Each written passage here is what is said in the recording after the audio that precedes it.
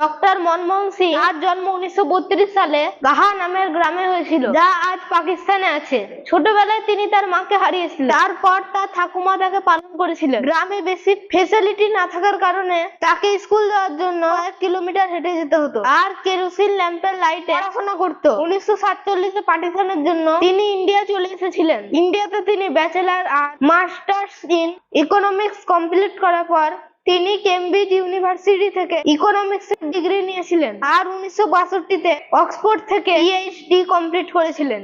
তিনি professional career শুরু করেছিলেন পাঞ্জাব ইউনিভার্সিটিতে পড়িয়ে।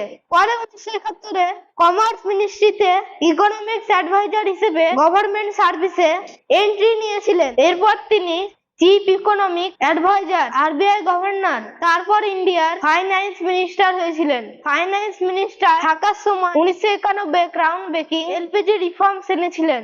2004 তিনি প্রাইম মিনিস্টার হয়েছিলেন আর 10 বছরে তিনি অনেক সোশ্যাল ওয়েলফেয়ার প্রোগ্রাম লঞ্চ করেছিলেন। ইন্দো ইউএস নিউক্লিয়ার ডিল কে সম্ভব করেছিল আর 10% বেশি peak GDP growth rate achieve করেছিল।